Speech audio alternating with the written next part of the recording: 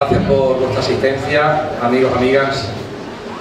En medio de la lógica cautela que exige un descubrimiento científico, puede parecer una locura programar una mesa redonda una semana después de haberse anunciado un hallazgo histórico, con dos expertos debatiendo y respondiendo en la medida de lo posible a vuestras preguntas.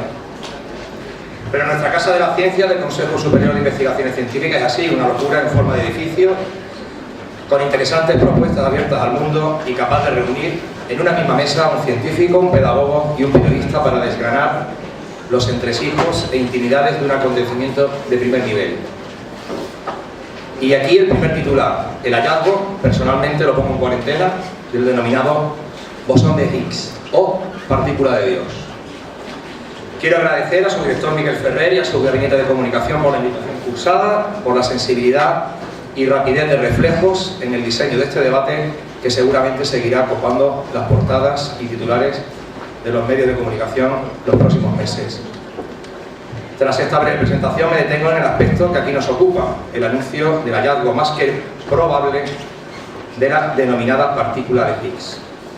Utilizo las mismas palabras que los investigadores que proclamaron el descubrimiento en los medios. Son resultados preliminares, aunque con un alto nivel de confianza estadística. Según cuentan los investigadores que han trabajado los últimos 2 años, en el CERN observamos a través de 2 experimentos una nueva partícula con unas 134 veces la masa de un protón. ¿Qué quiere decir esto? Pues que la ciencia se encontraba ante uno de los momentos más esperados desde que el investigador británico dedujo que debía de existir hace décadas. Posiblemente la partícula de Higgs es para la física lo que el ADN a la biología. ¿Y para qué sirve? Pues reproduzco las palabras del periodista Álvaro Avellán. Lo que celebramos es una victoria de la inteligencia. Mejor dicho, celebramos que una vez más la inteligencia del hombre y los misterios del universo se han encontrado. Celebramos nuestra capacidad para penetrar en el misterio de lo real. Celebramos que hemos perseverado en una hipótesis razonable de sentido y hemos acertado. Para responder a estas cuestiones nos acompañan Joaquín Gómez Camacho, a mi derecha, catedrático en Física Atómica, Molecular y Nuclear de la Universidad de Sevilla y director del Centro Nacional de Aceleradores, una de las instalaciones científicas más importantes de España y Europa en materia de investigación sobre física de partículas y que participa en numerosos proyectos de carácter nacional e internacional.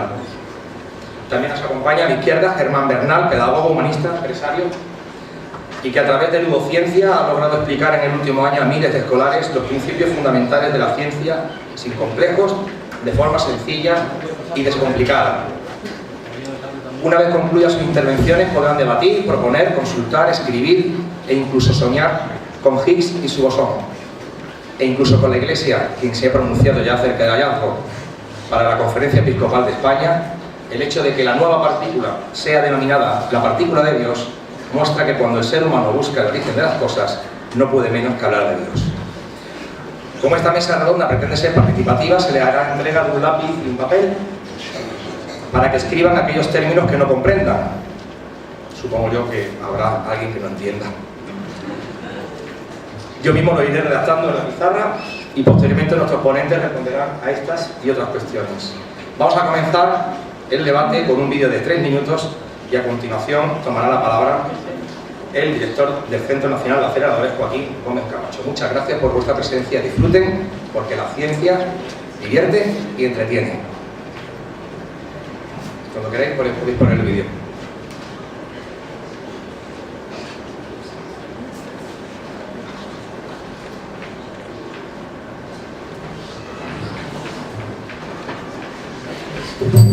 Para entender lo que es el bosón de Higgs se pueden ofrecer 2 explicaciones, una larga y una corta. Para la explicación corta debemos rebobinar y remontarnos 13.700 millones de años atrás en el tiempo, hasta el Big Bang. Una millonésima de segundo después de la gran explosión, antes de que apareciera la materia tal y como la conocemos, se condensó en el espacio una especie de sopa llamada campo de Higgs, que hoy en día no detectamos pero sigue presente en el universo. Para entenderlo, supongamos que el campo de Higgs es una especie de océano que lo rellena todo. Las moléculas que componen ese océano son los bosones de Higgs. ¿Qué hacen esos bosones? Son los que dan masa al resto de partículas. Cuando un fotón, por ejemplo, pasa por el campo de Higgs, no interacciona con los bosones, de manera que no tiene masa. Cuando lo hacen otras partículas, como el electrón o el quark, interaccionan en distinto grado, y eso es lo que les da la masa. Pasemos a la explicación larga. Esta explicación tiene que ver con el modo en que los científicos llegaron a la conclusión de que debía existir algo como el bosón de Higgs. Lo primero que buscaron fueron las partículas de las que estaba compuesta la materia. Después de descubrir el átomo y su núcleo, los físicos siguieron encontrando las partículas de las que estaba hecho y desentrañaron las leyes de la mecánica cuántica. Al mismo tiempo y poco a poco se fue trazando el mapa de las fuerzas fundamentales. Conocíamos la gravedad, que hace que las cosas caigan al suelo. La fuerza nuclear fuerte, que mantiene unido el núcleo del átomo. La fuerza nuclear débil, cuyo efecto más familiar es la radiactividad. Y finalmente, el electromagnetismo, por el que desarrollamos los motores y las telecomunicaciones. En su afán por unificarlo todo, los científicos predijeron que dos de las fuerzas, el electromagnetismo y la fuerza débil, eran en realidad dos caras de una misma moneda, y la bautizaron como fuerza electrodébil. Pero algo no cuadraba. La fuerza nuclear débil consistía en el intercambio de dos partículas, los bosones W y Z, mientras que en el electromagnetismo se intercambiaban fotones. Los primeros tenían una masa enorme y el segundo no tenía masa. Esto provocó la gran pregunta: ¿qué hace que las partículas tengan masa? En 1964, el británico Peter Higgs y otros físicos plantearon la existencia de un campo que proporcionaría masa a las partículas y al que llamaron campo de Higgs. A cada partícula que componía ese nuevo campo la llamaron bosón de Higgs. ¿Cómo comprobar su existencia? Como el bosón de Higgs tiene masa y muy grande, mayor que la de los bosones W y Z, para producirlo hacía falta un acelerador de partículas capaz de provocar colisiones de muy alta energía. Y para eso se construyó el LHC, o Gran Colisionador de Hadrones. La energía de las colisiones en el LHC es tan grande que es como reproducir las condiciones del Big Bang y la millonésima de segundo de la que se condensó el campo de Higgs. Y de esta forma volvemos a la primera explicación. ¿Quieres empezar otra vez?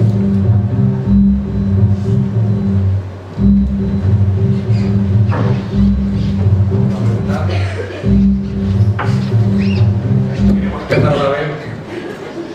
Creo que la explicación corta merece la pena escucharla, pero rogaría que bajara los bajos porque es que retumba muchísimo aquí delante y sobre todo si nos importa de verdad.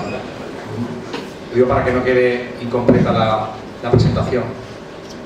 ¿Podemos ponerlo?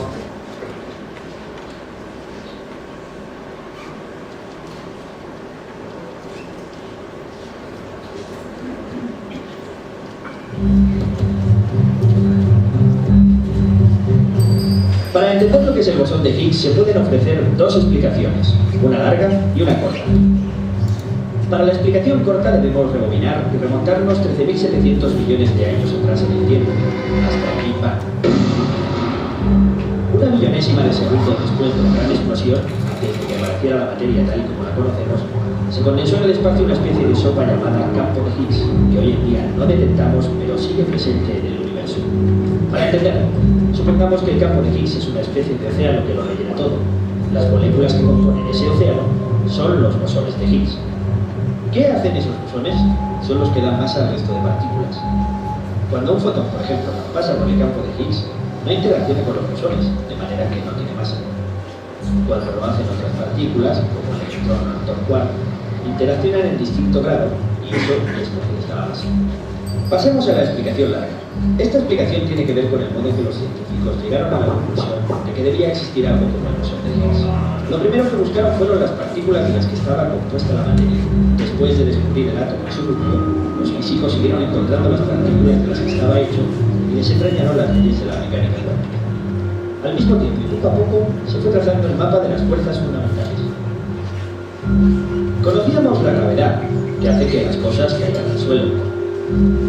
La fuerza nuclear fuerte, que mantiene unido el núcleo del átomo. La fuerza nuclear débil, cuyo efecto más familiar es la radiactividad. Y finalmente, el electromagnetismo, por el que desarrollamos los motores y las telecomunicaciones. En su afán por unificarlo todo, los científicos predijeron que dos de las fuerzas, el electromagnetismo y la fuerza débil, eran en realidad dos caras de una misma moneda, y la bautizaron como fuerza electrodébil. Pero algo no cuadraba. La fuerza nuclear débil consistía en el intercambio de dos partículas, los bosones W y Z, mientras que en el electromagnetismo se intercambiaban fotones. Los primeros tenían una masa enorme y el segundo no tenía masa. Esto provocó la gran pregunta: ¿qué hace que las partículas tengan masa? En 1964, el británico Peter Higgs y otros físicos plantearon la existencia de un campo que proporcionaría masa a las partículas y al que llamaron campo de Higgs. A cada partícula que componía ese nuevo campo la llamaron bosón de Higgs. ¿Cómo comprobar su existencia? Como el bosón de Higgs tiene masa y muy grande, mayor que la de los bosones W y Z, para producirlo hacía falta un acelerador de partículas capaz de provocar colisiones de muy alta energía. Y para eso se construyó el LHC, o Gran Colisionador de Hadrones. La energía de las colisiones en el LHC es tan grande que es como reproducir las condiciones del Big Bang y la millonésima de segundo en la que se condensó el campo de Higgs. Y de esta forma volvemos a la primera explicación. ¿Quieres empezar otra vez?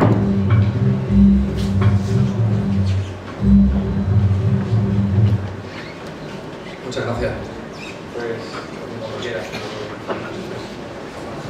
Bueno, para mí es un placer estar aquí en la Casa de la Ciencia. Y la verdad que es fantástico que la Casa de la Ciencia sirva para su objetivo principal, ¿no? Que sea para que seamos capaces de hablar de ciencia, de transmitir ciencia, digamos, con rigor, pero sin tecnicismo, ¿no?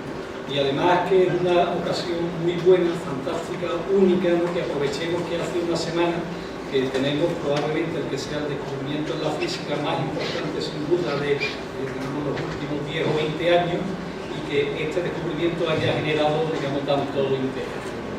No sé si la presentación la puede pasar. Bueno, pues voy a hacer una presentación, como he comentado antes, intentando conjugar dos cosas, ¿no? Un cierto rigor, digamos, ser un poco más riguroso que la presentación previa que hemos visto, pero también evitando, digamos, lo posible los temas técnicos. Entonces, vamos a empezar, digamos, primeramente por el contexto en la física fundamental. ¿Cuáles son realmente las preguntas que pretende responder la física fundamental, que en este contexto es la física de partículas? Y son, digamos, tres preguntas bien sencillas para las cuales ya tenemos una respuesta clara y precisa. La primera pregunta: ¿de qué está todo hecho? ¿Cuáles son los bloques básicos que componen la materia? Y ahora mismo sabemos ya que toda la materia está hecha de unas partículas llamadas quarks y otras partículas llamadas leptones. La otra pregunta es: ¿qué fuerzas hay en la naturaleza? ¿Qué fuerzas hay que unen y que separan, que hacen interaccionar estas partículas? Y también sabemos que las fuerzas relevantes para esto son tres: la electromagnética, la fuerza nuclear débil y la fuerza nuclear fuerte. Y finalmente, una pregunta, si cabe aún más importante, más interesante, es: ¿cuál es la naturaleza de las leyes que gobiernan la naturaleza? Y ahora sabemos, en la física fundamental, que hay un conjunto de leyes perfectamente establecidas, sin ninguna ambigüedad, sin ningún grado de libertad, que se obtienen a partir de tres principios básicos: el principio de simetría, el principio de la física cuántica y el principio de la relatividad. Estos tres principios nos permiten determinar absolutamente, precisamente, todas las interacciones que aparecen en la naturaleza. Viendo esta idea de una forma un poco más gráfica, pues aquí os muestro los 6 quarks y los 6 leptones de los cuales está compuesto todo. Curiosamente, nosotros los que estamos aquí, de toda esta lista de partículas, nada más que estamos hechos de 3 de ellas. Es decir, nuestros núcleos atómicos están compuestos de los quarks up y down, estos dos de aquí, y alrededor de los núcleos atómicos orbitan electrones. Esas son las 3 partículas de las que estamos hechos. También tendremos por aquí algún núcleo radioactivo que siempre aparece en la naturaleza, y eso producirá también algunos de estos leptones, en concreto los neutrinos electrónicos. El Sol nos bombardea continuamente neutrinos electrónicos, aunque no se llaman. Entonces, esta primera generación es de la que estamos hechos, pero además de esta primera generación existen otros 4 quarks y otros 4 leptones que son tan fundamentales, recuerdo, como el electrón, el quark o el quark. esos son los bloques fundamentales de los que todo está hecho. La fuerza, bueno, pues la fuerza, como veremos en un momento, están asociadas a unas partículas que se intercambian transmitiendo la interacción. Y entonces tenemos, por un lado, los fotones, que se representan aquí con la letra gamma, que transmiten la interacción electromagnética, los gluones, que son los que transmiten la interacción fuerte, los que ligan los quarks entre sí, formando protones y neutrones, y luego estas dos partículas, la Z y la W, que se mencionaban en el vídeo, que serán realmente las que planteen, digamos, la problemática dentro de este marco que tenemos para la física fundamental. Bueno, vamos a ir un poco más allá y vamos a plantear aquí primeramente el resultado de qué es lo que implican las leyes que gobiernan la naturaleza. Bueno, si partimos solamente de la mecánica cuántica y la relatividad, la conclusión a la que llegamos es lo que hemos mencionado antes. Todas las interacciones, todas las fuerzas se transmiten mediante el intercambio de partículas. Esto está bien establecido, las partículas intermediarias están bien descubiertas, sus propiedades estudiadas, y eso es un hecho, digamos, muy bien establecido. Pero si damos un paso más adelante y incluimos la simetría dentro de la descripción de las leyes de la naturaleza, o sea, si partimos de simetría más mecánica cuántica más relatividad, lo que llegamos es a la conclusión de que todas las partículas intermediarias, todas ellas, deberían tener masa cero. Sin embargo, si miramos ahora la naturaleza, pues encontramos que de las partículas que mencionamos antes, las partículas que describen la interacción electromagnética, el fotón efectivamente tiene masa cero, como predice nuestro marco teórico. Los gluones que describen la interacción fuerte tienen masa cero, como efectivamente se predice, pero la interacción débil está producida por el intercambio de partículas que son muy pesadas. Aquí utilizamos estas unidades 80 y 91 gigaelectronvoltios. Un gigaelectronvoltio es aproximadamente la masa de un protón. O sea que tenemos partículas que para intercambiar la interacción se necesita generar partículas que pesan 80 o 90 veces más que el protón. Bueno, ¿cómo casa esto con la descripción que tenemos de las leyes de la naturaleza? Con la idea de que simetría más cuántica más relatividad lo describe todo. Vemos que esto no cuadra y parece que hay algo que falle. O bien las leyes no tienen estas propiedades de simetría que nosotros planteamos, o bien hay algo que está produciendo el efecto de la masa. O bien, todas las evidencias experimentales que se llevan desde hace unos 40 años en el mundo de la física de partículas son consistentes con este marco, con este paradigma en el cual las leyes vienen determinadas por simetría cuántica más relatividad. Entonces, ¿qué salida hay para explicar esta masa que tienen estas partículas, la W y la ZZ? Bueno, pues la salida se planteó hace ya 48 años por un físico británico llamado Peter Higgs, que descubrió un mecanismo compatible con este marco de simetría más mecánica cuántica más relatividad, que permitía que las partículas tuvieran masa. ¿Pero a qué precio? Bueno, el precio que no tenía que pagar es que tenía que inventarse un nuevo campo que no había sido observado, que llenaba absolutamente todo el espacio, y precisamente ese campo, el acoplamiento con ese campo, era lo que generaba un efecto similar a la masa. O sea, la idea de Higgs es que las partículas no tenían masa, como se decía, dentro del marco teórico que teníamos, pero un acoplamiento que había a un campo no observado les hacía que aparecieran como si tuvieran masa. Si queréis un poco una explicación, quizá un poco cogida por... Hay una ilustración, en fin, no muy precisa, porque yo creo que es adecuada en este entorno, de un poco qué es lo que aparece, qué es lo que hace el campo de Higgs. Bueno, el campo de Higgs son estas bolitas grises que tenéis aquí, y la idea es que una partícula, la partícula roja, que en principio no tendría masa, cuando atraviesa este campo de Higgs, pues de alguna manera interacciona, se acopla, arrastra, si queremos, estas partículas del campo de Higgs y aparece como si tuviera masa. Realmente no la tiene, no tiene una masa intrínseca, pero su acoplamiento al campo de Higgs es el que tiene el efecto de aparecer como una masa. Bueno, pero si el tema es, si es cierto que existe este campo de Higgs, que ese campo de Higgs se debe manifestar de una forma determinada. Entonces, la manifestación del campo de Higgs es que, bajo ciertas circunstancias muy especiales, este campo se excita. Este campo es como si generara, digamos, un modo de vibración, que es lo que nosotros llamamos el bosón de Higgs. Una imagen que podemos tener para ilustrar este hecho es el siguiente.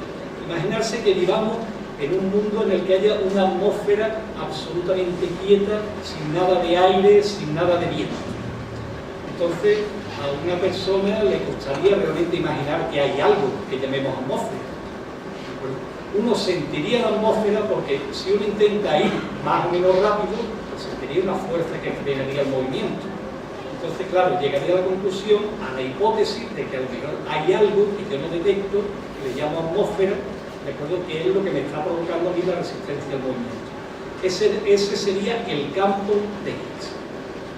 Bueno, ¿qué es el bosón de Higgs? Bueno, el bosón de Higgs es precisamente, sería análogo a lo de decir, bueno, en esta atmósfera absolutamente quieta voy a producir un tornado.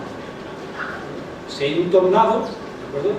Claramente ese tornado llegará, romperá cosas, tendrá consecuencias claramente observables. Y sin duda alguna, si existe el tornado, es porque hay una atmósfera, ¿de acuerdo?, que la provoca. Pues lo mismo ocurre con el bosón de Higgs que el campo de Higgs.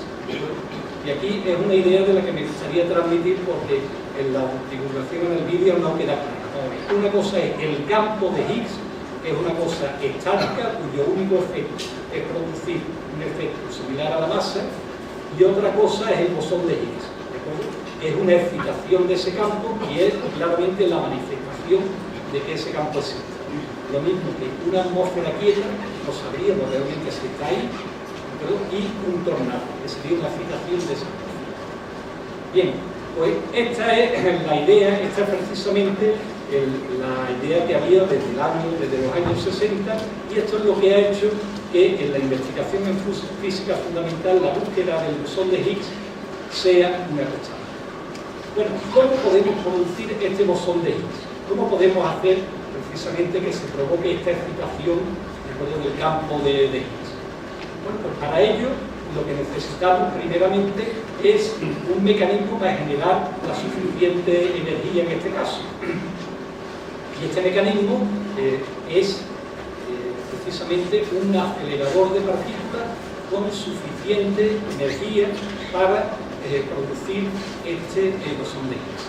Como se ha comentado en el vídeo, precisamente haciendo colisionar partículas de energía muy grande, pues entonces se forma en la colisión una energía disponible que nos permite prácticamente generar cualquier partícula del flow que presentábamos en la primera transparencia.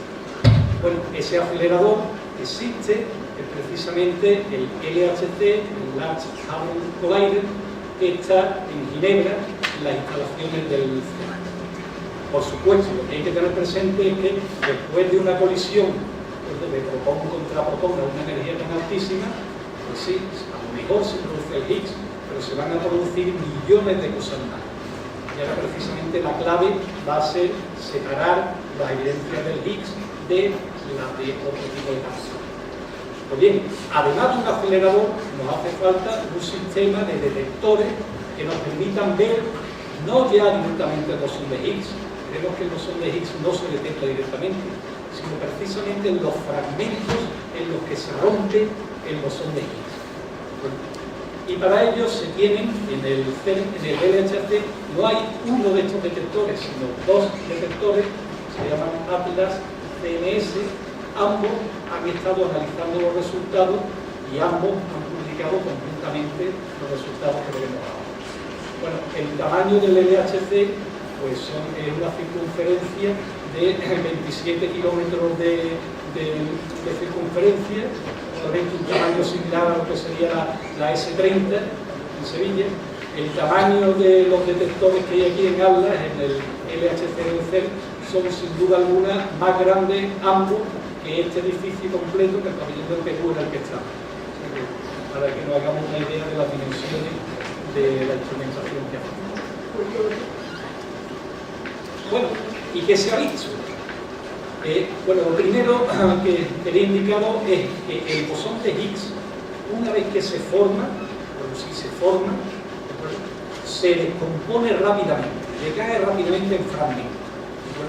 Entonces, precisamente lo que tenemos es que detectar esos fragmentos y convencernos de que esos fragmentos que se obtienen vienen del bosón de Higgs y no de otra cosa totalmente distinta.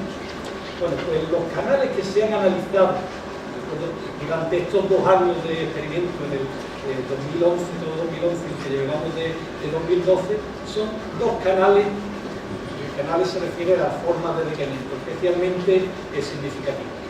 Uno es el canal en el cual este bosón de Higgs se rompe, da lugar a 2 fotones, 2 partículas de luz con mucha energía, que salen en direcciones opuestas. Y el otro canal que se ha estudiado es el caso en el cual este bosón de Higgs se descompone en 4 partículas de las que llamábamos leptones. Recordad que leptones son partículas parecidas al electrón. En este caso serían electrones y muones. Bueno, ¿y qué es lo que se ha visto después de coleccionar datos durante 1 año y medio, prácticamente 2 años? Bueno, pues fijarse que no es un resultado que uno diría que sea una especie de cosa, digamos, muy llamativa, una explosión que nos diga, ah, aquí está el Higgs, ¿no? Lo que se detecta aquí en el canal de fotones, aquí se representan en los resultados del experimento, se representa el número, de acuerdo, de fotones, de sucesos detectados en función de la energía. En la eje de abscisa está el número de casos detectados y en el número en la abscisa la energía y en la ordenada el número de electrones. Entonces lo que tenemos es que se ve aquí una línea continua. Esta línea continua son los fotones producidos por otros procesos, de acuerdo, perfectamente conocidos, de acuerdo, que no están asociados a bosón de Higgs. Y aquí, si lo veis, lo queréis ver, de acuerdo, hay un pequeño puntito aquí en medio, de acuerdo, de tal manera que si se le resta, llamamos en física sustraer el fondo, si se resta esta contribución constante, pues vemos aquí un pequeño puntito, Si veis en la escala, en un rango de unos 1000 o 2000 fotones habría 50 en un rango de energía determinado que no se explican con respecto al modelo normal. Bien, ese bultito que aparece ahí, precisamente a 126 gigaelectronvoltios, es una evidencia, una significación alta de que existe una partícula nueva, diferente a la conocida, con ese método. Bien, evidentemente solamente ese bultito no sería una cosa muy convincente. Vamos a otro canal diferente y vamos a ver qué es lo que se observa cuando miramos precisamente los sucesos en los que se producen 4 de estas partículas análogas al electrón, 4 electrones. Bueno, pues aquí encontramos en la línea, la banda esta que tenemos aquí, son de nuevo. Todos estos serían los sucesos normales, los explicables perfectamente sin el bosón de Higgs. Y ahora tenemos aquí un pequeño exceso, un número de cuenta con una barra de error importante, pero este exceso, cuando uno hace el análisis electronístico, es perfectamente, claramente significativo. Y aparece precisamente a la misma energía, a 126 gigaelectronvoltios. Porque os hagáis una idea de la dificultad de estos experimentos, aquí, en este canal que hay aquí, en este puntito, se han detectado 13 sucesos. De esos 13 sucesos, 5 se deben al fondo, por lo cual únicamente habría 8 debido al bosón de Higgs. O sea que en 1 año y medio de hacer colisiones continuamente, en el canal entre 4 electrones, lo que nos permite, digamos, hablar de esta partícula, han sido realmente 8 sucesos por encima de lo normal. Y Bien, estos dos sucesos coinciden uno con el otro. Esto corresponde a un acelerador determinado, que sería un detector que se llama Atlas. Estos sucesos se han analizado también con otro sistema de detección diferente, el CNS, y se ha confirmado que se encuentra el mismo exceso de partículas en los dos canales, de fotones y de leptones, a la misma vez. Entonces, con todo esto, hubo el anuncio, recuerdo, del 4 de julio del 2012 por el CNS. Y este anuncio, traduzco literalmente del inglés, dice que se ha descubierto una nueva partícula de masa 126 gigaelectronvoltios que es consistente con las propiedades del bosón de Higgs. No se dice, porque todavía no podemos decir que es el bosón de Higgs. Para que sea el bosón de Higgs hay que estudiar más sucesos y hay que estudiar cómo decae esta partícula, este grupito que aparece a 126 gigaelectronvoltios, cómo decae en otros canales, produciendo quarks o produciendo otro tipo de partículas. Entonces, con eso, pues ya se esperaría que para final de este año, pues probablemente sí tengamos una confirmación de que se ha descubierto la partícula de Higgs, con lo cual Peter Higgs, el físico que presentábamos la fotografía antes, una vez que esto se confirme, tendrá con toda probabilidad el Premio Nobel de Física del año 2013. Bueno, y ahora, concluir y teniendo, la cautela, dada. Pero aparte de la cautela, también un poco compartir la euforia que tiene la comunidad. Ahora, uno debe ser cauto, debe esperar a confirmar los resultados. Pero aquí realmente tenemos una evidencia clara en dos canales diferentes, con dos detectores diferentes, ¿de acuerdo? Donde nos aparece una partícula que tiene la forma de decaimiento análoga a la del bosón de Higgs. Entonces, si esto se confirma, y todo el mundo, toda la comunidad es muy optimista en este aspecto, ¿qué es lo que habremos aprendido? Bueno, pues varias cosas. Lo primero, que las leyes que el hombre se ha inventado para la naturaleza, unas leyes basadas en la simetría, la mecánica cuántica y la relatividad, y unas leyes que no dejan margen al ajuste, no dejan margen a meter fenomenología, sino que, dan lo que dan y predicen incluso una cosa tan potente y tan, en principio, poco evidente como que las partículas no tienen una masa inherente. Pues esa idea de la naturaleza que el hombre se ha hecho, se ha probado y es correcta. Otra cosa que hemos aprendido es que sabemos que la masa, ¿cómo se genera? La masa no es ya una propiedad inherente, intrínseca de las partículas. La masa es una propiedad que se debe al acoplamiento, ¿de acuerdo?, que hay con lo que llamamos el campo de Higgs. Y por supuesto, la masa de las partículas desde el inicio del universo, desde el Big Bang, el campo de Higgs ha variado. Y análogamente, eso mismo ha provocado que hayan cambiado, ¿de acuerdo?, desde los primeros antes del Big Bang, la masa de la partícula. Otra conclusión importante, yo creo que es muy relevante en este caso, es la capacidad importante de desarrollo tecnológico que tiene el hombre, que tiene la humanidad. Hemos sido capaces de desarrollar una instrumentación enorme, del tamaño de la S30, detectores del tamaño de estos ejercicios, que nos han permitido ver las propiedades más íntimas de la naturaleza.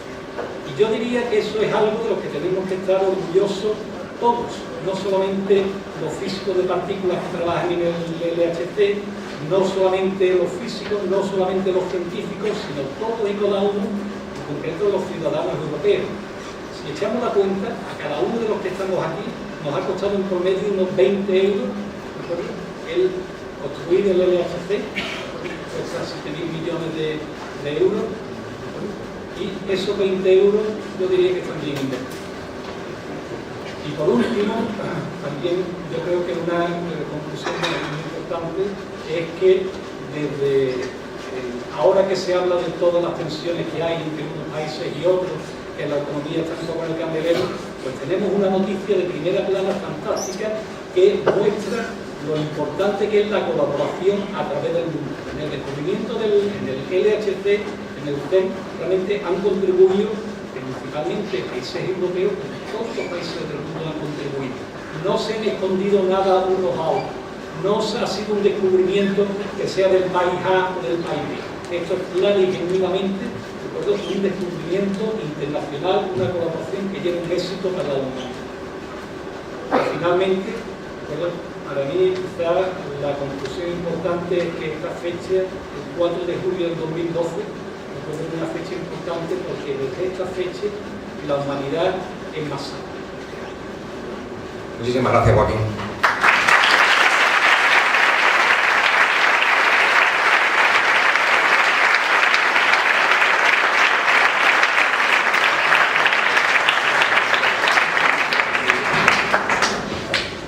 Surgen muchos titulares, muchas dudas, algunas de ellas mi compañero de la izquierda, ahora a la derecha, Germán, me la va poniendo y apuntando. Y para frasear un anuncio, creo que el secreto está en la masa. Bueno, a continuación Germán va a exponer su parte teórica, o práctica casi, en este caso, de lo que aquí nos ha concentrado.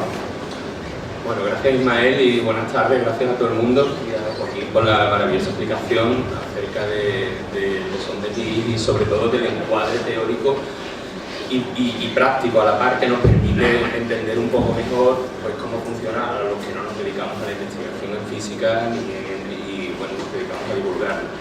Nosotros llevamos mucho tiempo, llevamos 15 o 16 años ya intentando divulgar la ciencia entre los más jóvenes, entre los niños, las niñas y desde 3 años hasta 16 precisamente, concretamente.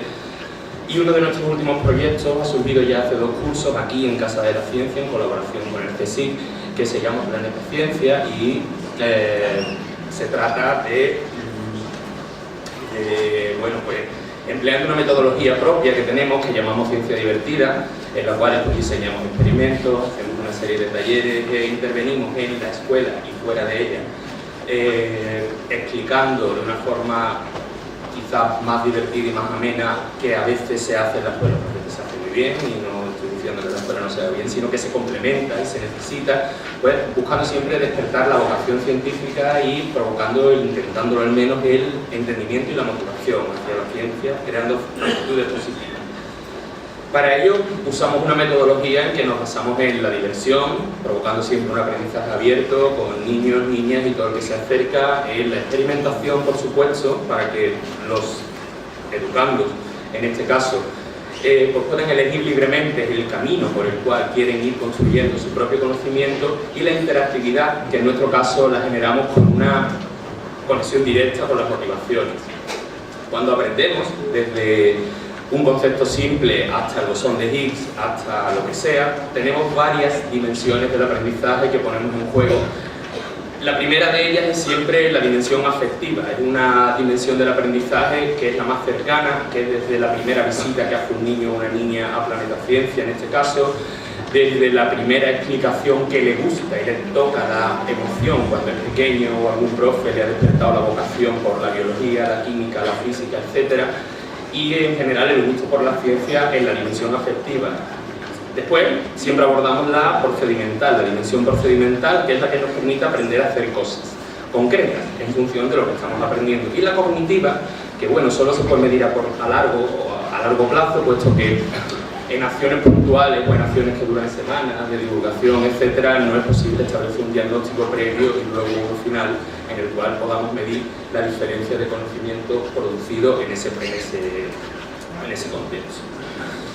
Nosotros complementamos la educación formal y aquí en Planeta Ciencia Museum, que es una experiencia pionera aquí en Sevilla, hemos tratado de no exponer cosas, no tratar de que un niño, una niña o su familia vengan a ver qué es la radioactividad, qué es la tabla periódica de los elementos o cuál es el concepto tal o cual, sino que inducimos esos conceptos y esos conocimientos científicos en general. Para ellos no damos lecciones de ciencia, sino que despertamos el interés y la motivación, o lo intentamos al menos. ¿Qué hacemos cuando queremos enfocar un tema científico y queremos contribuir a su comprensión? Normalmente lo abordamos en 3 momentos.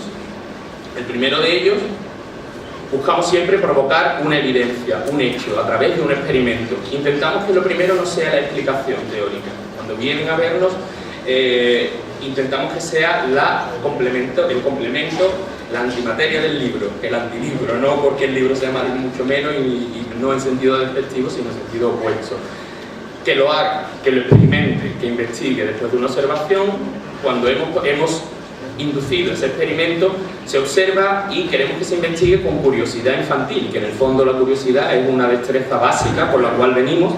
Se va perdiendo muchas veces a través de los métodos que se dan en el sistema formal de enseñanza, pero nos entendemos que es una función y una competencia básica para aprender ciencia, sin prejuicios y sin preconcepciones. Y ya cuando hemos dado esos dos primeros pasos es cuando le ponemos nombre. Si tenemos que trabajar con un niño o una niña de 4 años, cómo cae el cuerpo al suelo y cómo se precipitan los sólidos cuando se solidifican, etc., primero lo hacen, luego lo observan y dan sus ideas, y al final le ponemos el nombre. Y entendemos que así, básicamente, vamos contribuyendo. Descubrimos el hecho experimentalmente, entonces lo explicamos y así lo comprendemos. ¿Cómo vamos a abordar nosotros la explicación del Higgs? Pues, como nos has dicho, que la verdad es que está complicadísimo diseñar un experimento para que los niños y las niñas puedan verlo y entenderlo de manera inmediata o automática. Pero tal vez sí sea posible que sin esa inmediatez podamos ir viendo asuntos como, todos ya hemos oído eso de que, bueno, solo vemos lo que conocemos, y a priori hay una parte mental, un desaprendizaje previo que es interesante que abordemos, y es que hay que cambiar un poco la perspectiva. Tenemos que cambiar cómo cambiar la perspectiva. Entre los 8 y los 10 años de edad, de media, los niños y las niñas ya conceptualizan, de media. Pueden pensar en abstracto, algunos llegamos a los 40, a los 50, nos cuesta trabajo, pero se supone que a esa edad se puede empezar. Para ayudar, para fomentar ese tipo de pensamiento inductivo en base a la observación, con un empleo crítico del método científico, etc., entendemos que, bueno, en esa época se produce un aumento de las conexiones neuronales, plasticidad mental, pero no vamos a entrar en neurociencia del aprendizaje, sino que tenemos que buscar cómo fomentar esa inducción, cómo fomentar ese estilo de aprendizaje. Entendemos que la educación formal y nuestro entorno nos conduce a una interpretación de la realidad basada en lo observable, lo que llamamos intuitivo, lo que en física y en medio serían masa, inercia, básicamente, y las leyes de Newton, como llevamos 200 siglos después de la Ilustración, nos ha llegado a la cabeza, nuestra mente ha evolucionado después de muchas generaciones culturales y ahora entendemos como intuitivo o natural fenómenos y hechos físicos que puede que hace 200 años simplemente o hace 100 no lo fueran tanto, fueran casi ciencia ficción, y ahora ya están naturalizados en los sistemas de aprendizaje y adquiridos como un esquema mental válido de interpretación de la realidad. Mucha gente entiende que cuando una manzana se cae de un árbol, cae al suelo y no cae al cielo. Y esas palabras nos parecen incongruentes, pero puede, no es que pueda, sino que entendemos que la ciencia y la epistemología de la ciencia, y por supuesto la física, ha ido por delante de la creación del conocimiento técnico y científico, pero luego esa deriva es la que va creando conocimiento social.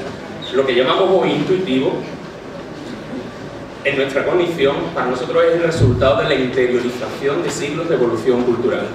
Luego, lo que hoy probablemente nos cueste, aparte de la audiencia al menos, dificultad entender de algunos aspectos de la mecánica cuántica o de la propia conceptualización del bosón de Higgs, espero que dentro de 10, 15 años sea un concepto muy natural para las generaciones que nos preceden y que el trabajo que hacemos e intentamos pues contribuye un poco a ello. Tenemos que evolucionar hacia la indeterminación y la probabilidad como aspectos naturales y confortables. No nos sentimos cómodos socialmente cuando tenemos que trabajar bajo el techo de la indeterminación y de la probabilidad como signos de verdad, porque aún tenemos la epistemología casi metafísica, aristotélica, no vamos a entrar en esos campos, escolástica, a fin de cuentas, heredada de muchos años de esto es aquello, y bueno, pero tú dime, hace muchos años que De Broglie explicó su principio, aún te dicen algunos alumnos, ¿pero qué? ¿Una onda o una partícula?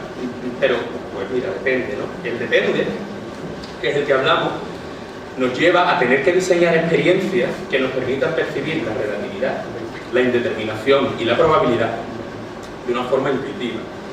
Hace unos 9-10 años, en uno de los institutos con los que trabajamos, nos pedían que diseñáramos un experimento o un taller, que era un taller en ese caso, sobre la relatividad, que tampoco era un concepto a priori de los que llamamos naturalmente, entre comillas, intuitivos para la mayoría de la sociedad, y en este caso, como percepción social de la ciencia, algunas veces se ve, explicas a alguien el concepto de continuo espacio-tiempo y aún parece que, bueno, ¿de qué estás hablando, no? Y intentamos empezar por la importancia del observador en una medición, algo tan simple como hacer participar a los niños. Cogimos una mesa, la desmontamos, le pusimos 4 ruedas, hicimos 2 mesas. A un niño lo poníamos encima y a otro abajo, y los dos botaban una bola.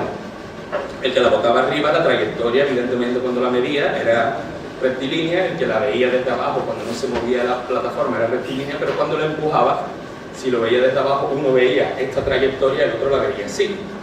Y le preguntábamos en el taller, ¿cuál es la verdad? Bueno, pues depende del observador. Son pequeños puntos, pequeños apuntes quizás, que entran en juego a la hora de la construcción de esquemas mentales que nos hacen falta para poder entender la realidad de un modo, yo no me atrevería a decir más complejo, pero sí de un modo diferente al que tenemos estructurado hasta hoy, y que espero que nos ayuden poniendo otro. Igual que hicimos con la relatividad, estamos ahora empezando a ver qué hacemos con Higgs, y con el campo de Higgs seguro que la institución nos ayuda a conceptualizar, pero me temo que vamos a tardar unos meses en diseñar algunas experiencias. Bien, cuando tenemos niños y niñas y tenemos que explicarles estas cosas, pues a veces nos vemos con dificultades, no sé vosotros, pero la verdad es que a veces tenemos que dificultar.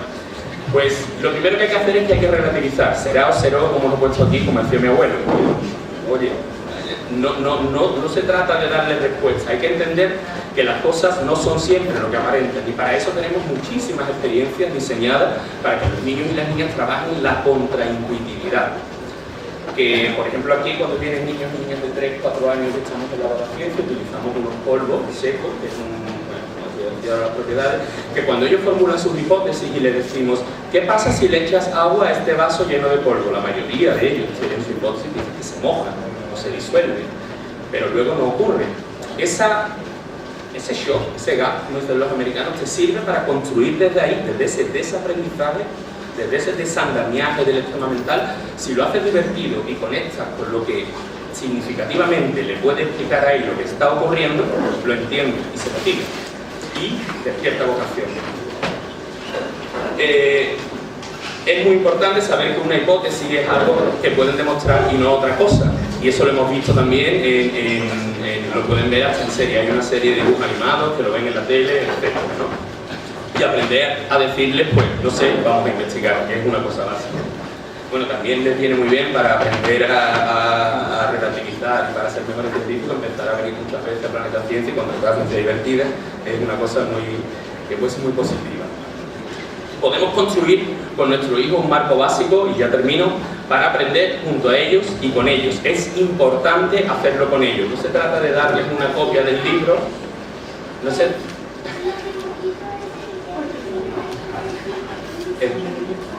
Sí, señor, Dino y el tren. Un aplauso.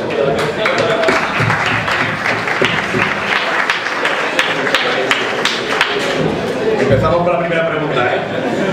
Bien, entonces, coincido evidentemente, como no puede ser de otra forma, y lo mejoraremos con la aportación que nos ha hecho Joaquín, sobre qué marco teórico tenemos que manejar a nivel básico con los niños y las niñas para que lo entiendan, para que empiecen a entenderlo. Pues tenemos que manejar las palabras. Cuando le hablemos de qué está hecha la materia, tenemos que asegurarnos de que están entendiendo lo que le estamos preguntando antes de que nos respondan.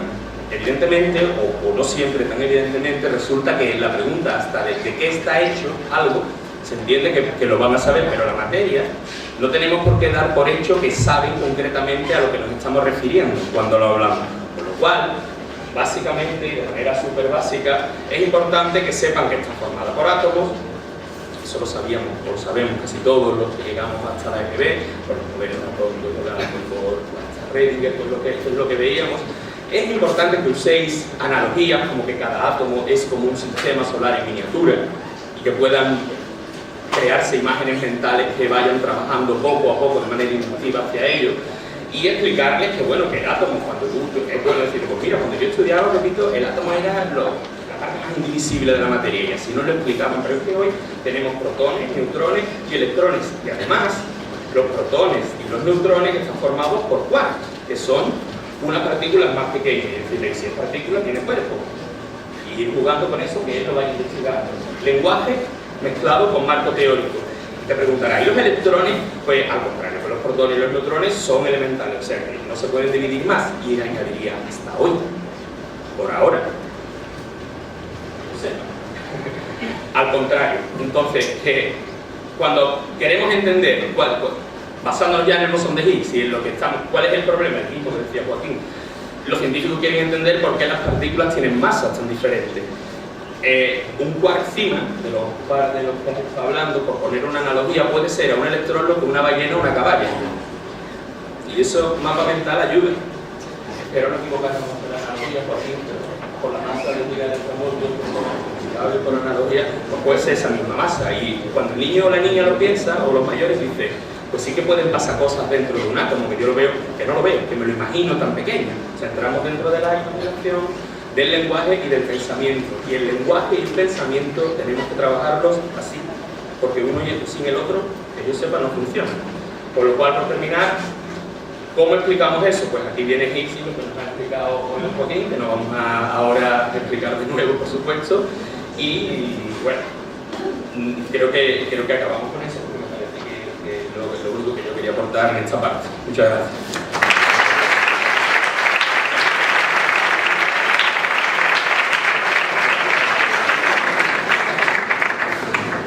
Bueno, pues después de estas dos exposiciones vamos a pasar al turno de preguntas.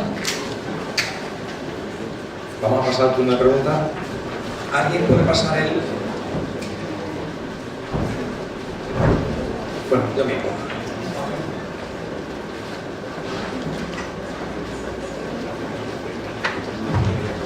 Yo voy a ir apuntando algunas de las que me vayan llegando, si me la vais trayendo en la pizarra. Ya tengo la primera.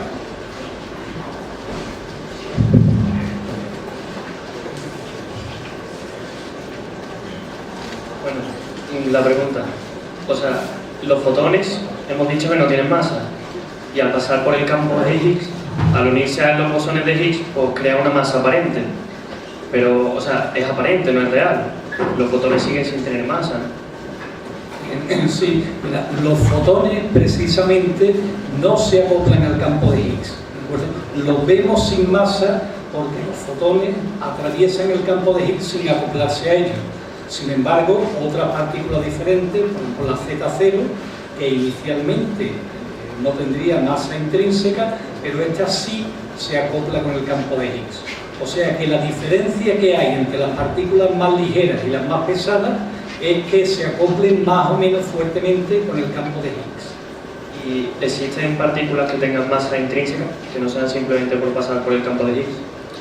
Bien, buena pregunta.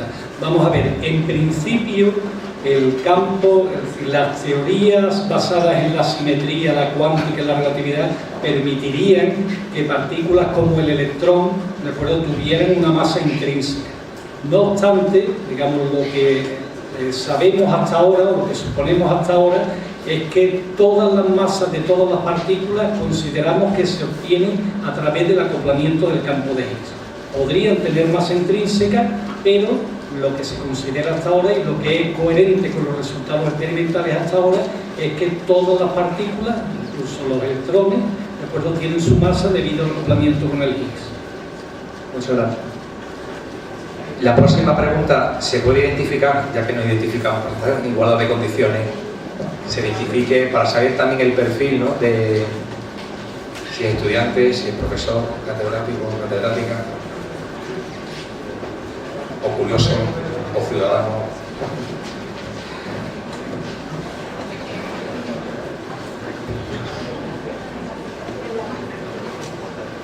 Bueno, hola. Bueno, gracias por esta iniciativa y yo soy pues una ciudadana de a pie que no tengo ni idea de esto. Entonces mi pregunta era más básica, era que ¿qué es la masa? Porque yo ahí me pierdo un poquito, que si no hay, pues un poco mi primera pregunta era ¿qué es la masa? Gracias. Luego tengo más. Sí. masa es una propiedad que tienen todos los cuerpos, nosotros incluidos, que hace que nos cueste más o menos acelerarnos, ¿de acuerdo? Es decir, si nos sentamos en un carrito y alguien nos quiere empujar, si tenemos más masa, el que nos empuja tiene que hacer más fuerza que si tenemos menos masa. Entonces la masa, eso es lo que hablamos de la inercia. Y también otra propiedad de la masa es que, claro, cuanto más masa tengamos, pues más fuerte nos atrae la Tierra. Eso es el peso. O sea que masa corresponde a dos propiedades, la inercia, lo que nos hace resistirnos al cambio de movimiento, y el peso, lo que nos hace que la Tierra nos atraiga. Mi nombre es Francisco Vaz, soy ingeniero y bueno, mi pregunta tiene que ver con lo que se ha planteado, se ha comentado al principio, que tiene que ver con, porque llamándole al bosón de Higgs la partícula de Dios, y sin querer ser, por supuesto, irreverente, querría saber qué tiene que ver esto con Dios.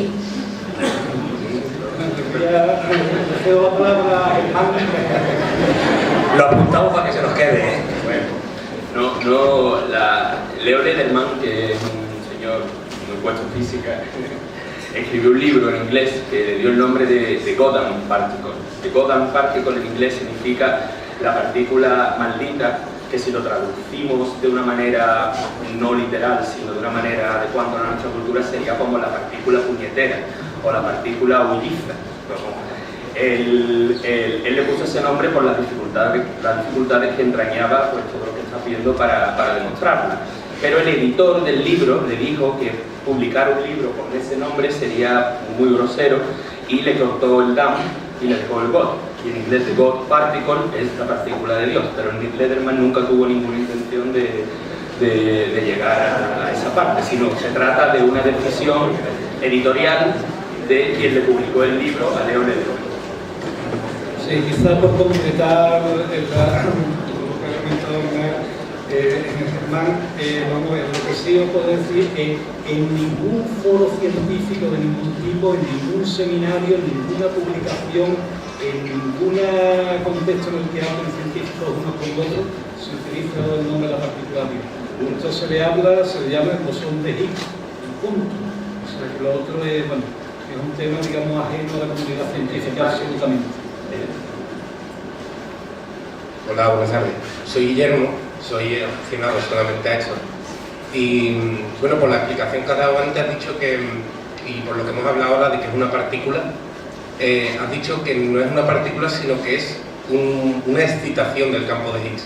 Entonces me gustaría saber si, por no dejarnos ya por la semántica, no sé exactamente si es una partícula física que se puede medir, porque podemos decir, o es esa excitación, si es una partícula concretamente, o si es la excitación del movimiento, como el campo de Higgs, digamos, puede ser el agua, y el bosón de Higgs puede ser el H2O, que podíamos, ¿no?, de una manera más simplista, por decirlo. Sí. No sé si me explica.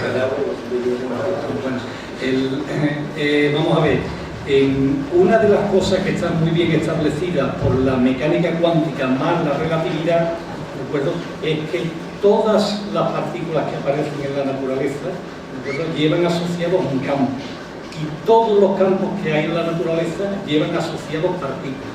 O sea que no solamente para el caso del campo de Higgs, ¿de acuerdo?, para el electrón también hay un campo electrónico cuya excitación es el electrón.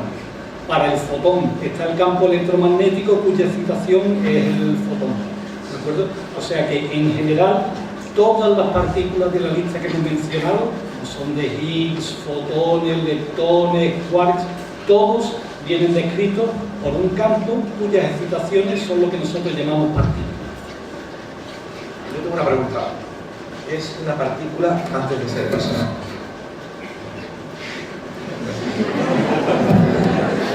La pregunta era mía. No, bueno, sí, no, sin duda alguna, vamos, estas son el tipo de preguntas que yo creo que es importante, digamos, que seamos capaces de responderla en este foro. Vamos a ver, una partícula es algo que tiene energía y que es capaz de transmitir esa energía a otro lado. Entonces, quizá en ese sentido, el ejemplo, digamos, más claro donde se vio por primera vez este hecho es cuando Albert Einstein describió lo que era el efecto fotoeléctrico. Es decir, que uno pensaba que la luz era una onda pero luego lo que se encontró es que efectivamente cuando la luz incide sobre un metal arranca electrones y los arranca con la misma energía que tendría si tuvieran partículas, que es lo que llamamos fotones, que son los que colisionan. Entonces, cuando hablamos de partículas, hablamos de algo que es capaz de transmitir su energía de una forma localizada. Entonces, el campo de Higgs lo que hace es inducir la masa, pero no la crea. El tema, aquí me gustaría, un concepto que sí que me gustaría que saliera de esta habitación es que hay una cosa que es el campo de Higgs, ¿de acuerdo? Y otra cosa que es el bosón de Higgs. El campo de Higgs que experimentamos, el que nos rodea, el que, digamos, esta habitación está lleno de un campo de Higgs, pero es un campo, digamos, estático, ¿de acuerdo? Es un campo que no está excitado. Si nosotros excitamos ese campo, se produce el bosón de Higgs, pero vamos, para eso pues nos hace falta una energía de acuerdo muy grande. O sea que lo que genera la masa de las partículas que tenemos aquí es el campo, por así decirlo, estático, ¿de acuerdo? Y las excitaciones de ese campo son los que corresponden al bosón de Higgs. Buenas tardes, mi nombre es Álvaro Soriano, soy arquitecto y simplemente una persona que le interesa estos temas. ¿En qué momento del Big Bang, a partir del Big Bang, se genera el campo de Higgs?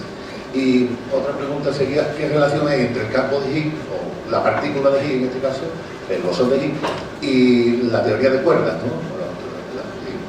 En relación con las branas y todo.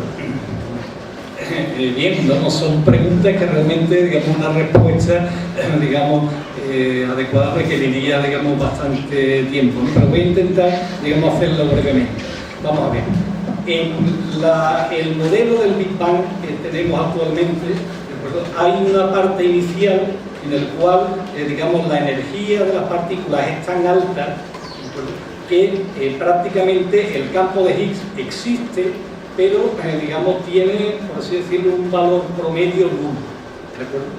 Entonces, conforme el universo se expande, llega un instante determinado, ¿no?, primera millonésima de segundo, en el cual el universo ya se ha expandido y entonces el campo de Higgs va a su estado de mínima energía, que es lo que corresponde a que es lo que estamos experimentando aquí ahora, que es lo que da la masa a las partículas. O sea, y en esa fase en la cual el campo de Higgs se relaja y pasa de, digamos, una excitación alta al estado de mínima energía, es cuando se produce el fenómeno de la inflación del universo, una expansión, ¿de acuerdo?, especialmente rápida del universo. Con respecto a la segunda pregunta, vamos a ver, las teorías de cuerdas, yo en esta charla he excluido explícitamente de las interacciones la interacción gravitatoria, porque la interacción gravitatoria todavía no hay, digamos, una teoría cuántica relativista, digamos, satisfactoria para la interacción gravitatoria. Es lo que se trabaja en la teoría de cuerdas y, en fin, se hacen, digamos, muchos avances, pero claro, el tema es que todos esos avances asociados con la teoría de cuerdas no tienen hasta ahora ninguna predicción experimental que se pueda contrastar en el laboratorio.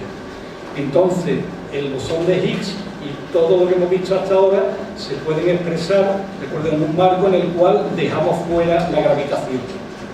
Si metiéramos la gravitación, pues entraríamos en un tema, digamos, mucho más complicado y que, bueno, que no tiene, digamos, unas consecuencias experimentales directas.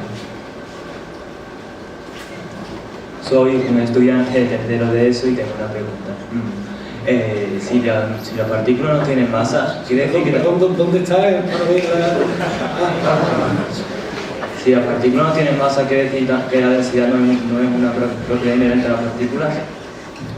Bien, vamos a ver.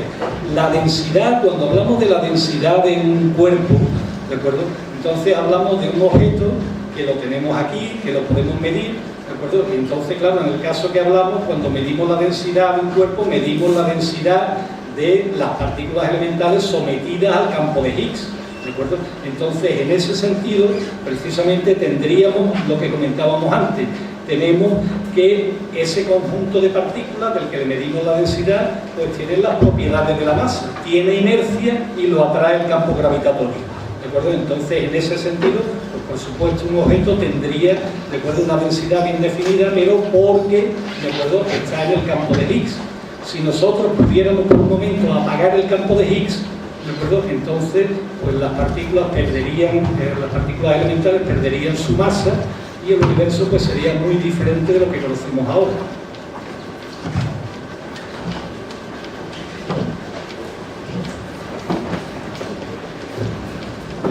Buenas tardes, mi nombre es José Miguel Algarín, estudiante de doctorado en el campo de electromagnetismo, y tengo dos preguntas.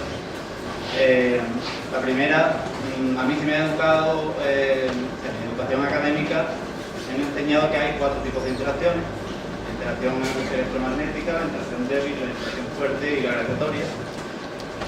Mi primera pregunta es si la interacción de las partículas con el campo de Higgs es una nueva interacción, la quinta interacción. Y mi segunda pregunta es, hablando ya del bosón de Higgs, si esta partícula tendría su correspondiente antipartícula.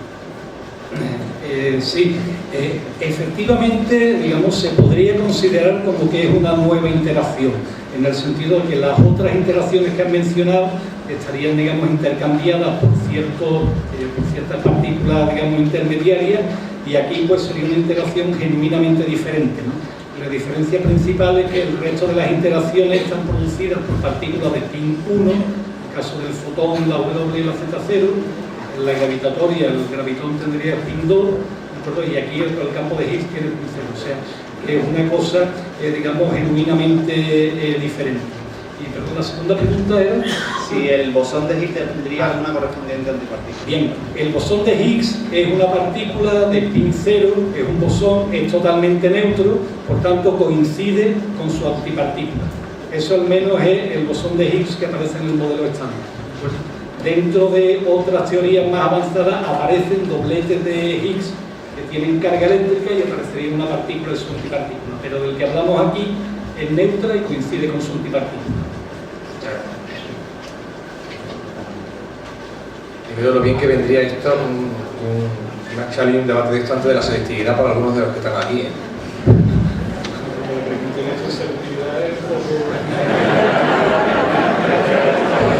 Ya lo veremos. ¿Alguna pregunta más? Sí. Hola, yo soy Carlos y tengo una pregunta, a lo mejor se sale un poco del contexto. Porque se ha dicho que con el bosón de Higgs se puede predecir hasta una 1000.000.000ª parte del segundo después de que se originara el Big Bang, ¿no? O algo así, no tengo un plan. Pero ¿permitiría el descubrimiento del bosón de Higgs deducir algo sobre el futuro del universo, o ya eso se sabe un poco? No, vamos, la correspondencia que hay entre, digamos, masa de las partículas y instantes después del Big Bang, pues tiene que ver precisamente con la densidad, con la energía que se supone que habría unos instantes posteriores, ¿no? Entonces, en el caso del bosón de Higgs, la masa del bosón de Higgs aparece, recuerdo, cuando el universo tenía una temperatura, digamos, equivalente a la masa correspondiente. El futuro del universo, digamos, depende de otras cuestiones, es más bien bastante independiente de las propiedades de las partículas elementales y dependen precisamente del balance que hay entre lo que sería la materia normal, la materia oscura y lo que sería la energía oscura. Hasta lo que se sabe hasta ahora, pues el futuro del universo es una expansión, digamos, indefinida, por lo cual, bueno, digamos, las galaxias se irían estando cada vez, digamos, más alejadas y, bueno, digamos, y habría, digamos, una especie de muerte lenta del universo, un poco aburrido, ¿no? No pasaría nada, simplemente cada vez más lejana la materia una de otra y cada vez menos cosas pasando. Gracias. ¿Alguna pregunta? Sí, por aquí delante tenemos más preguntas. Buenas, soy Javier, soy licenciado en física y bueno, tengo un par de preguntas relacionadas. Ha comentado, creo, y a lo mejor he entendido mal, que las propiedades del campo de Higgs, ¿vale?, están variando y eso hace que algo varíe lo que es la masa. ¿Eso haría que las masas que actualmente conocemos para los bosones conocidos varíen en el futuro? ¿Y en qué nos afectaría?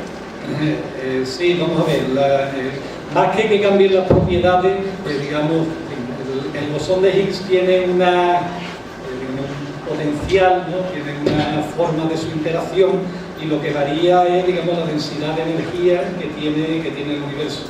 Entonces la idea es que en los primeros instantes después del Big Bang, como hemos comentado antes, pues digamos, el campo de Higgs tiene un valor promedio cero y conforme se enfría el universo, pues pasa el bosón de Higgs a tener, digamos, el estado, el valor, digamos, el estado en el que está ahora, el valor constante en el que está ahora.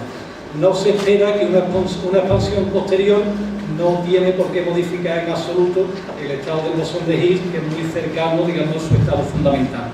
O sea que en el futuro no hay, digamos, ninguna razón que prediga que la masa de las partículas tenga que variar.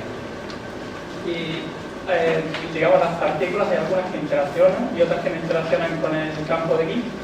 ¿Qué propiedad física es la que relaciona que existan esas relaciones? ¿Y por qué el fotón al atravesarlo no interacciona con él y sin embargo un bosón sí? Bueno, eso son precisamente propiedades. Cada partícula tiene, digamos, una propiedad inherente, que es la constante de acoplamiento que lo acopla con el campo de Higgs, que sería proporcional, digamos, a lo que es la masa de la partícula que se observa. Entonces, en el modelo estándar, en el modelo actual, ¿de acuerdo?, no hay ninguna explicación que uno le diga por qué el electrón se acopla menos que el muón y el muón se acopla menos que la tal. Alguna teoría en el futuro lo hará, pero el conocimiento que hay actualmente de la ciencia, ¿de acuerdo?, no nos permite determinar a priori las constantes de acoplamiento con el campo de Higgs y, por tanto, las masas aparentes de la partícula. Y delante tenemos también para nuevas preguntas. Bueno, pues vuelvo a preguntar. No sé si esto tiene que ver algo con los ordenadores cuánticos o influye... No, los ordenadores cuánticos, digamos, irían en otra rama más relacionada con el estado sólido, con la física atómica, que con las propiedades de la física de partículas. Vale, y volviendo al principio, la ley de simetría o el principio de simetría, que no, vamos, yo no sé qué pinta aquí, si me lo puede explicar. Bien. Claro, esta de nuevo es una pregunta que eso me requiere a mí, para los alumnos de quinto curso de física, pues digamos bastante tiempo para explicarlo. Pero vamos, voy a intentar, digamos, ser muy breve. La propiedad de simetría de la que hablo es como si, digamos, a cada partícula de las que existen en el universo fuéramos capaces de hacerle un cierto giro, de acuerdo, interno, y ese giro dependiera por ejemplo, de la carga eléctrica. Entonces, exigiendo, de acuerdo, que las leyes de la física sean invariantes frente a este giro que se le haría a cada una de las partículas, dependiente de su carga, la única manera de hacer que las leyes no varíen es introducir precisamente una interacción, la interacción electromagnética, con unas propiedades totalmente determinadas. O sea que, partiendo de propiedades de simetría interna de las partículas, aparecen naturalmente, recuerdo, todas las interacciones con todas sus propiedades. Vale, bueno.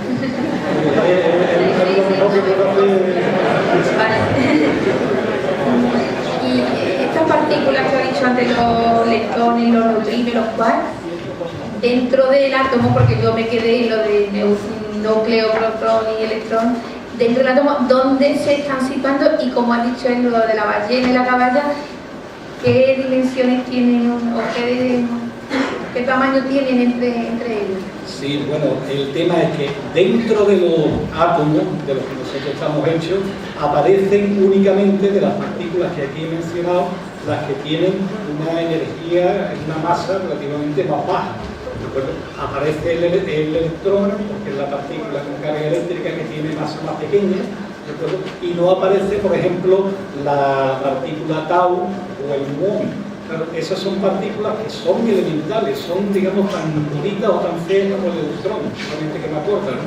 Pero claro, lo que ocurre es que como tienen mucha energía, pues pueden, digamos, descomponerse, pueden fragmentarse en otras cosas. Entonces, mientras que el electrón es estable, el resto de las partículas son inestables y, digamos, se descomponen en cierto tiempo. ¿Y estas partículas están en el núcleo y en...? No, en el núcleo no. Estas partículas se producen en colisiones, por ejemplo, de los rayos cósmicos que nos llegan, digamos, a la Tierra, pues producen producen chorros de estas partículas que hay. Ahora mismo a cada uno de nosotros pues, nos pueden estar atravesando pues, unos 40, digamos, de estos muones por un minuto y no nos damos cuenta. Alguien me ha hablado de el equivalente del descubrimiento a la ADN y eso ha tenido unas consecuencias del desarrollo de la genómica importantes. Va a tener consecuencias en el mundo de los materiales, de la física aplicada. Bien, vamos a ver. Yo creo que la respuesta, no, en la comparación con el descubrimiento del ADN, digamos, equiparando la importancia científica que tiene el contexto que tenemos. Sin duda alguna, el descubrimiento del ADN ha tenido una serie de implicaciones, digamos, biotecnológicas, digamos, inmensas, de aplicación muy directa, para que no va a tener tan directa el descubrimiento del bosón de Higgs. Ahora, lo que yo diría son dos cosas. Primera, los desarrollos tecnológicos que han sido necesarios para la producción del LHC y los detectores del bosón de Higgs, eso sin duda alguna, recuerdo, van a tener un impacto muy importante, por ejemplo, en campos como el desarrollo de vacío, en campos como la electrónica de potencia, en campos como el desarrollo de superconductores. O sea que la tecnología, precisamente al hacer el instrumento, la tecnología se ve perfectamente favorecida. Otra cosa muy importante que va a potenciar el descubrimiento del bosón de Higgs es que precisamente la necesidad del cálculo necesario para analizar todos estos procesos de colisiones con tantísimas partículas produciéndose, esto ha generado lo que se llama la grid, es decir, sistemas de computación distribuida entre distintos centros. Entonces, lo que se ha aprendido, digamos, en grid para el LHC, sin duda alguna, tendrá aplicaciones, digamos, muy diversas. Pero, aunque a corto plazo de aplicaciones directas del bosón de Higgs, ¿de acuerdo?, no se vean muy cercanas, pues es difícil decir lo que pasará dentro de 100 años. Por poner un ejemplo, ¿no? En el año 28, ¿de acuerdo?, se predijo la existencia de antimateria, ¿de acuerdo?, que cada partícula tenía su antipartícula, y esto, pues claramente, cuando se veía desde la perspectiva del año 28, era un descubrimiento absolutamente académico, digamos, sin ninguna aplicación práctica. En el año 37 se detectaron las partículas de antimateria, ¿de acuerdo? Y hoy en día, aquí en Sevilla, en el CNA, en los aceleradores, producimos nosotros antimateria, producimos positrones, y esos positrones, ¿de acuerdo?, sirven para llevar a cabo la técnica de diagnóstico por tomografía por visión de positrones. O sea que esas partículas absolutamente teóricas ahora mismo pueden servir para que a algunos de nuestros familiares le detecten a tiempo un cáncer. Una pregunta aquí delante, también. Soy estudiante de segundo bachillerato. Me pregunta si se podría considerar la fuerza gravitatoria como una especie de manifestación especial del campo de Higgs. Yo creo, no, la respuesta corta es no. Es decir, la fuerza gravitatoria, digamos, si uno la quisiera describir cuánticamente, de acuerdo, vendría, digamos, intercambiada por unas partículas que serían partículas de masa cero, porque el campo gravitatorio tiene un alcance muy grande, y tendrían esta propiedad, tendrían spin 2, ¿de acuerdo? No serían, digamos, una manifestación del campo de Higgs. Pero sin duda alguna, claro, el campo de Higgs es lo que produce, digamos, lo que es la masa, que a su vez, de acuerdo, es la fuente del campo gravitatorio. Pero no hay una relación que se pueda hacer entre el campo de Higgs y la interacción gravitatoria. Bueno, la segunda pregunta. ¿Los bosones de Higgs serían la fuente del campo de Higgs? No, vamos a ver, la idea es, existe un campo de Higgs, ¿de el campo de Higgs que nosotros experimentamos y que nos rodea, ¿de tiene un valor prácticamente constante, ¿de sería, si queremos la analogía, imaginemos un campo eléctrico constante, uniforme, pues eso sería el campo de Higgs. Ahora, el tema es, si ese campo eléctrico, nosotros lo modificamos, si cambiamos las propiedades de los campos eléctricos, pues se nos produce luz. Entonces, el campo de Higgs sería equivalente a un campo eléctrico estático, ¿de acuerdo? Y los bosones de Higgs serían equivalentes a los fotones de luz, que son los que se producen cuando uno cambia, ¿de acuerdo? En el espacio y en el tiempo los campos eléctricos. Entonces, ¿cuál sería la fuente del campo? No, la fuente del campo de Higgs, vamos, el campo de Higgs, como comenté antes, es decir, todas las partículas que existen en la naturaleza, el campo de Higgs, los electrones, los muones, los fotones, todos están asociados a un campo. Existe un campo y asociado existe una partícula. ¿De acuerdo? No hace falta, ¿de acuerdo?, que exista una fuente para ese campo.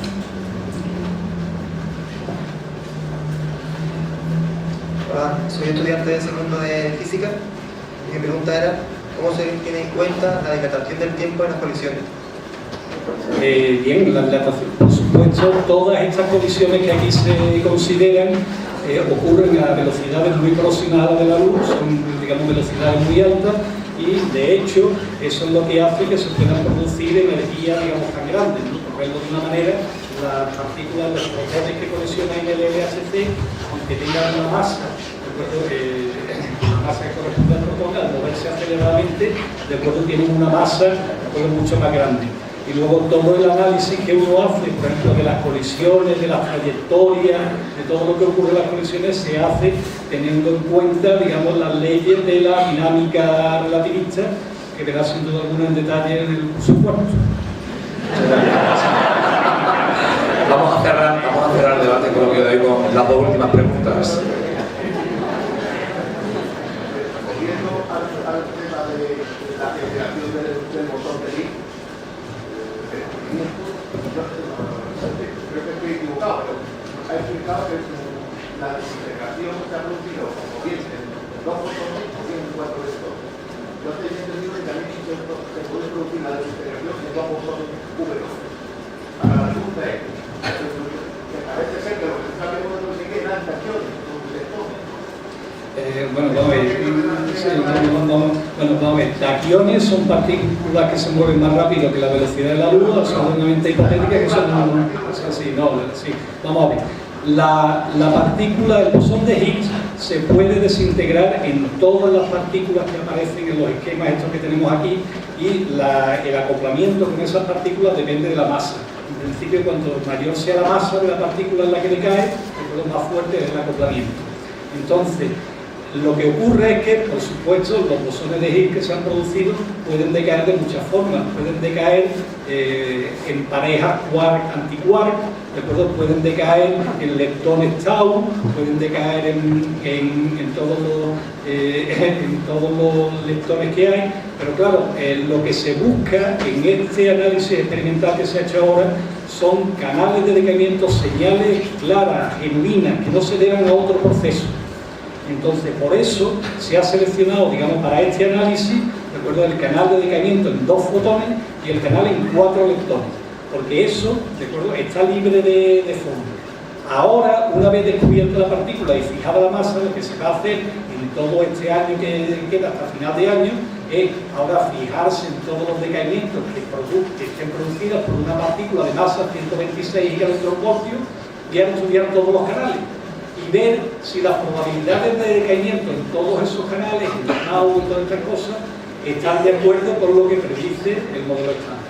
Si lo están, se dirá, de acuerdo, que la partícula esta de 126 es el bosón de Higgs.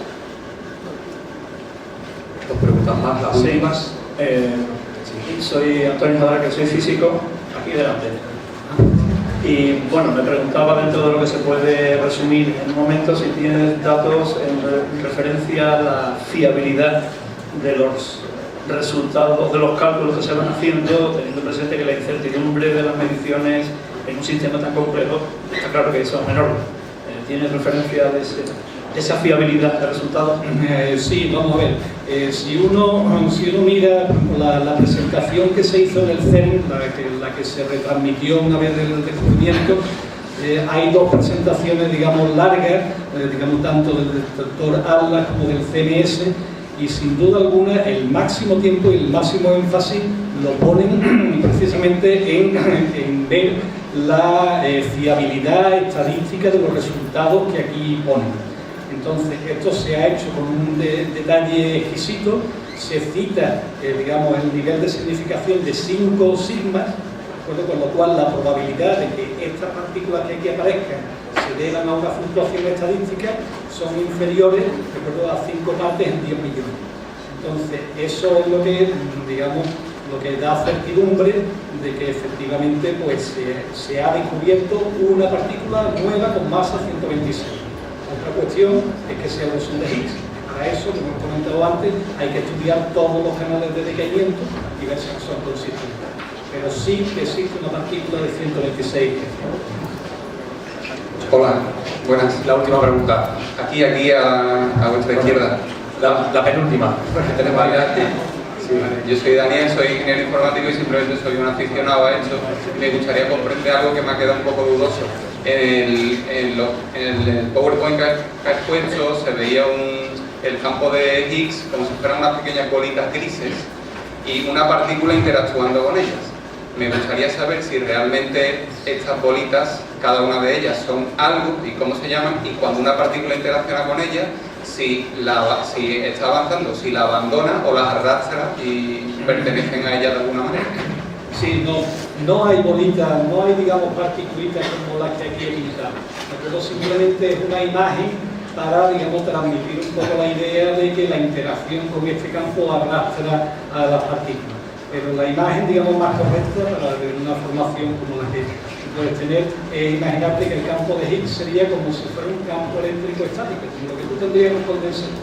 Esa sería la imagen. Y el bosón de Higgs, como, digamos, un fotón que te sale por de una chispa de una variación de tu campo. No arrastra nada con ella, pero la interacción con ese campo cambia sus propiedades de una forma, digamos, idéntica a lo que te daría una partícula con masa. Por la última pregunta ya. Gracias. Hace un tiempo, cuando se empezaron a sacar a la luz pública los descubrimientos del LHC, hubo un poco de alarma en muchos medios de prensa y tal, que si se podía aparecer un agujero antimateria aquí, entonces todos íbamos ahí, ¿no? Entonces, yo sospecho que usted me va a decir que eso no es cierto, porque si no se acaba la investigación y todo eso, pero ¿cuánto de cercano o lejano puede estar eso? Y la segunda pregunta, a principios del siglo pasado, cuando se empieza a estudiar la luz, también fue necesario hacer uso de un ente teórico, el éter, ¿no? Porque si no se explicaba bien cómo era que la luz viajaba. Todo se derrumbó cuando se dieron cuenta que el éter no existía. Ahora tengo la sensación de que estamos en otra historia parecida de otro capítulo de la ciencia, pero con un final feliz, ¿no? Pero porque ahora hace falta, para reconocer la masa de algunas partículas, que existe el campo de Higgs y que esto es interacción. No sé si en la comunidad científica de esta rama existe algún miedo en que se repita la misma historia científica. Gracias. Sí, bueno, la primera, vamos a ver, la producción de un agujero negro en el LHC, en fin, es una cosa, de hecho, provocó una denuncia en los tribunales, ¿no? Y bueno, y el CERN, digamos, respondió a esa denuncia con varios, digamos, argumentos, digamos, muy claros y muy sólidos. Es decir, lo primero sería que para producir algo que medio se pareciera a un agujero negro, haría falta algo así como 30 órdenes de magnitud más energía que la que se está produciendo ahora. Tendría que tener una energía del orden de la masa de Planck, que en absoluto es accesible en este caso. O sea que, digamos, claramente no hay en absoluto ninguna razón, ningún problema para generar ningún tipo de agujero negro. Con respecto a la similitud con el éter, vamos a ver, imagino que uno puede coger la idea de que el campo de Higgs es algo como un medio, como si fuera el éter. Pero no, es una cosa, digamos, totalmente diferente. Vamos a ver, el éter, que se planteaba en el siglo XIX, era una especie de medio elástico en el cual las ondas luminosas, digamos, vibraban, movían ese medio. Pues era un medio donde vibraban las ondas. Aquí no hablamos de eso en absoluto. Aquí el campo de Higgs, ¿de acuerdo?, no es, digamos, el medio elástico. El campo de Higgs es un campo que existe en el espacio normal, ¿de acuerdo?, donde nos movemos nosotros ahora, y precisamente tiene unas propiedades, digamos, frente a transformaciones de Lorentz, que hacen que no fuera en absoluto, digamos, algo análogo a lo que sería el éter. Es una cosa, digamos, diferente, es un campo, repito, que está en el espacio normal y su interacción con las partículas se manifiesta de forma idéntica a lo que sería una partícula con masa. Pues muchísimas gracias a los dos asistentes y recordarles que este papelito que tienen aquí Estos códigos QR son materiales que podéis descargar a través de vuestro smartphone con los vídeos que se han presentado, con el vídeo principal de demostración y los 7 mejores vídeos sobre el caso que nos ha ocupado en el día de hoy. Muchísimas gracias a todos por vuestra presencia y que paséis